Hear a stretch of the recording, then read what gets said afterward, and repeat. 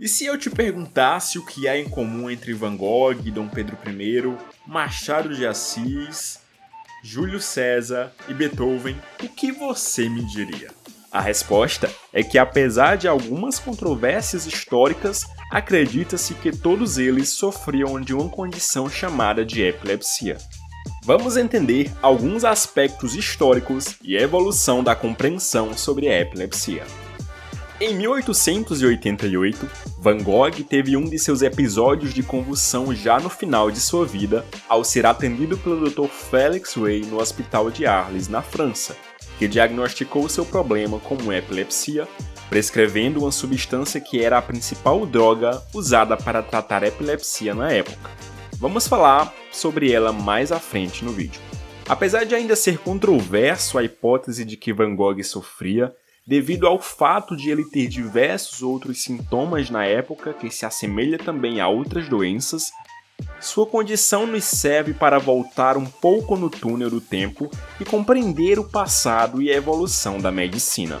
Em meados do final do século XIX e início do século XX, um brasileiro muito famoso também sofreu de ataques de convulsão, o grande escritor Machado de Assis, que chegou a ser acompanhado pelo médico carioca Miguel Couto e recebeu um tratamento muito semelhante ao que foi feito para Van Gogh. Para quem ainda não sabe, a epilepsia é uma doença neurológica caracterizada por uma anormalidade na atividade elétrica no cérebro, resultando em crises convulsivas.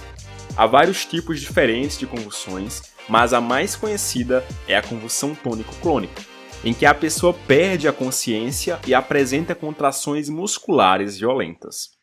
Um ponto importante a saber é que nem toda convulsão é uma epilepsia, pois várias situações de saúde podem causar convulsão, como febre alta, infecção e uso de medicações. A epilepsia está presente quando as convulsões são causadas pelo distúrbio neurológico característico da pessoa, não dependendo de outras doenças ou alterações no organismo para acontecer.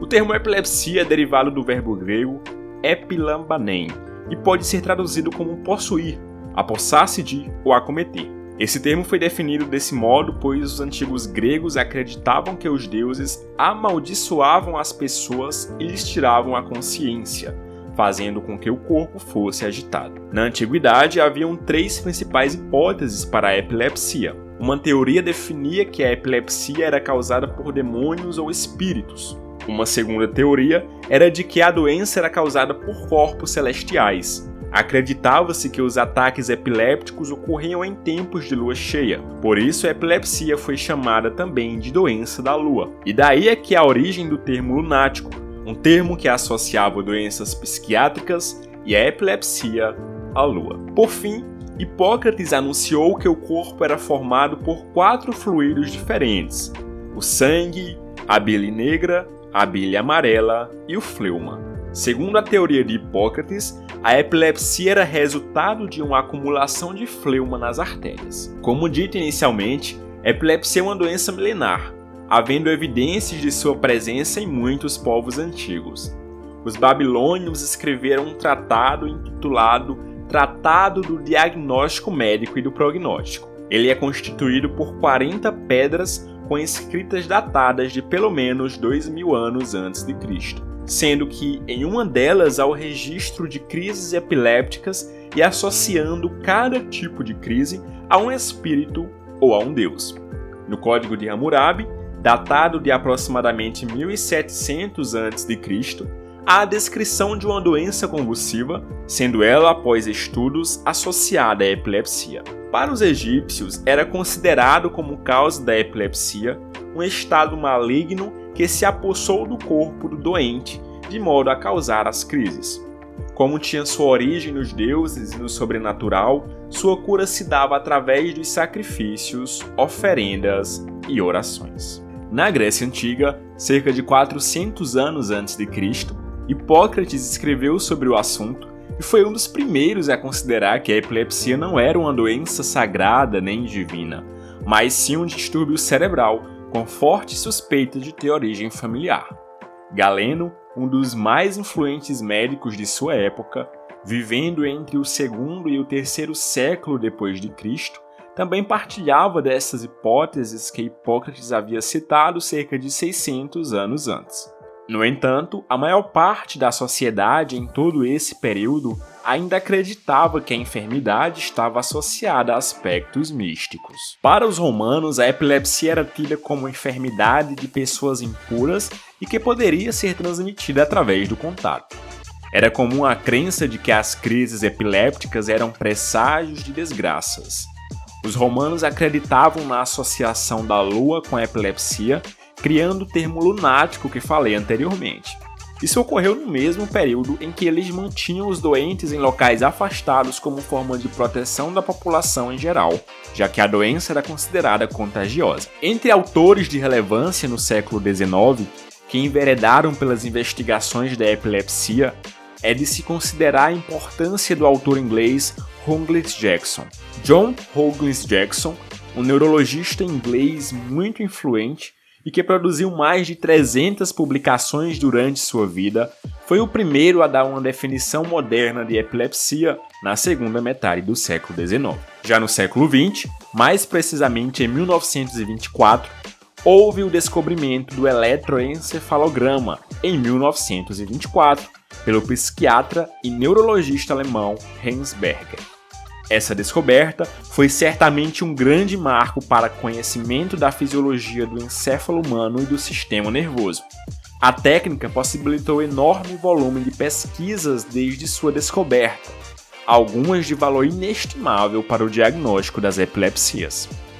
A primeira forma de tratamento que possui evidência histórica de seu uso são as trepanações, o procedimento cirúrgico mais antigo de que se tem conhecimento. Era um procedimento no qual se realizava uma perfuração na calota craniana com intuito religioso e místico. As trepanações tinham por finalidade libertar os maus espíritos presos na caixa craniana de alguns doentes, entre os quais pessoas com epilepsia. Na Idade Média, com o crescimento da influência da Igreja Católica, o povo passou a depositar confiança da cura através da Igreja, mas também houveram diversas técnicas testadas por médicos em várias épocas diferentes. Entre essas medidas terapêuticas, a sangria foi uma das mais utilizadas, pois se acreditava que a doença era causada por excesso de um fluido, a fleuma.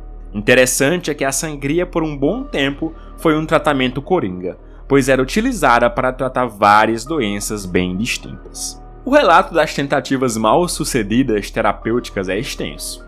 Muitas não somente eram aleatórias e ineficazes, como poderiam também ser cruéis, a considerar algumas como o uso de nitrato de prata, que é uma substância tóxica, a aplicação de gelo na região da coluna vertebral, cauterização com ferro na calota craniana, e até mesmo consumo de sangue de ser humano recentemente morto. Isso mais especificamente na Roma Antiga.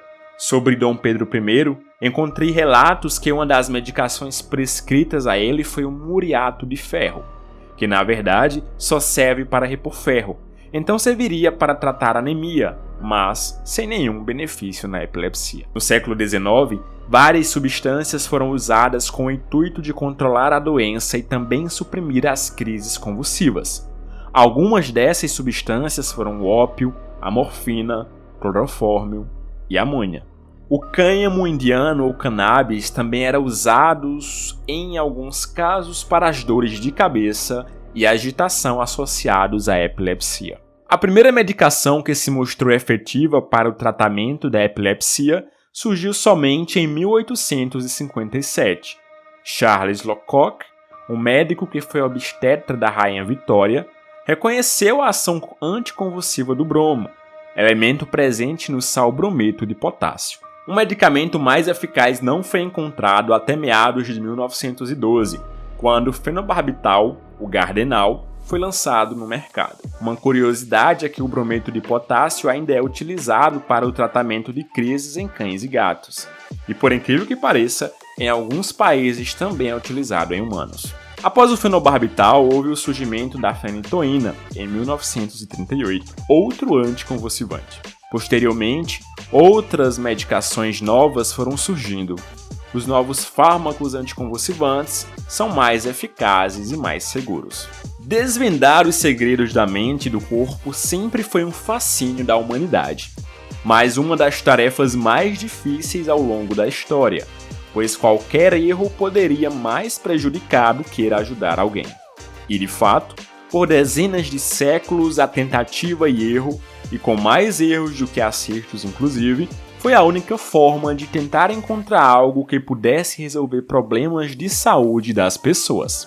Graças a grandes descobertas na área da anatomia, fisiologia, bioquímica, genética, farmacologia, dentre outras diversas áreas do conhecimento, houve uma quebra de paradigma na história da medicina, sobretudo nos últimos 150 anos. Com isso, os profissionais de saúde estão conseguindo sua redenção histórica, tendo o poder de melhorar aspectos da saúde e qualidade de vida de milhões de pessoas diariamente.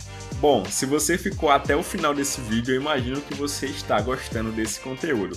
Se inscreve no canal e aqui vai ficar uma recomendação de mais um vídeo para você assistir sobre o diabetes e o tratamento ao longo da história. Até mais!